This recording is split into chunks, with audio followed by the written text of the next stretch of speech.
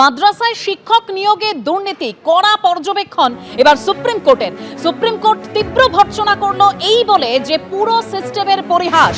চাকরি প্রার্থীদের যোগ্যতা ছিল কিন্তু প্রক্রিয়া মেনে নিয়োগ হয়নি। কি বলা হলো সুপ্রিম কোর্টের তরফে, আরো বিস্তারিত আমরা জানবো। আমাদের প্রতিনিধি বিজেন্দ্র সিংহ রয়েছেন আমাদের সঙ্গে। বিজেন্দ্র, দেখো 2015 এবং 2016 পর থেকে যে রিক্রুটমেন্ট হয়েছে মাদ্রাসাগুলোতে টিচারদের জন্য, সেই মামলাই সুপ্রিম কোর্টে এসছে এবং সেখানে সুপ্রিম কোর্টে যখন আজকে শুনানি চলেছে বারবারই প্রশ্ন উঠছিল কি কেন এইভাবে দুর্নীতি করা হলো, এবং বিশেষ করে আজকে সুপ্রিম কোর্টকে তিনটে ক্যাটাগরিতে যে দুর্নীতি হয়েছে সেটা তুলে ধরতে হয়েছে। সুপ্রিম কোর্ট আজকে নিজে অবজার্ভ করেছেন কি পশ্চিমবঙ্গে মাদ্রাসাগুলোতে টিচারগুলো যে অ্যাপয়েন্টমেন্ট করা হয়েছে সেখানে প্রথমত যেখানে কোয়ালিফিকেশন রয়েছে সেখানে সিলেকশন প্রসেসই মানা হয়নি।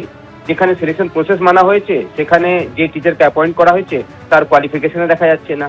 এরকমও জায়গায় রয়েছে যেখানে পোস্ট ভ্যাকেন্ট নেই কিন্তু সেখানে অ্যাপয়েন্টমেন্ট করা হয়েছে। এটা পুরো সিস্টেমের একটা মকারি হয়েছে পশ্চিমবঙ্গে, সেটাও আজকে সুপ্রিম কোর্ট বলেছে। সুপ্রিম কোর্টে তারা বারবার জানতে চায় কি আপনারা বিজ্ঞাপন কোথায় দিয়েছেন, তখন বলা হচ্ছিল কি ম্যানেজমেন্ট কমিটি যেখানে মাদ্রাসা রয়েছে সেখানে নোটিশ বোর্ডে বিজ্ঞাপন দিয়েছে এবং মিনিমাম কোয়ালিফিকেশন নিয়েই তারা টিচার অ্যাপয়েন্টমেন্ট করেছেন।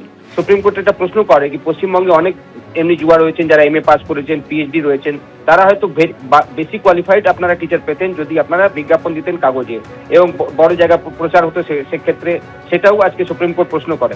তার সঙ্গে সঙ্গে এরকম অনেক কলেজ রয়েছে, মাদ্রাসা রয়েছে যেখানে কোনো পোস্টই ছিল না কিন্তু সেখানে রিক্রুটমেন্ট করে দেওয়া হয়েছে, 8 বছর ধরে তারা টিচার সেখানে পড়াচ্ছেন। সেই প্রশ্ন আজকে উঠেছে। তবে বাকি অংশগুলো শুনানি আগামীকাল হবে। আজকে সুপ্রিম কোর্ট বিশেষ করে এই তিনটে ক্ষেত্রে যে দুর্নীতি হয়েছে বা নিয়ম মানা হয়নি সেটা সুপ্রিম কোর্টের অবজারভেশন ছিল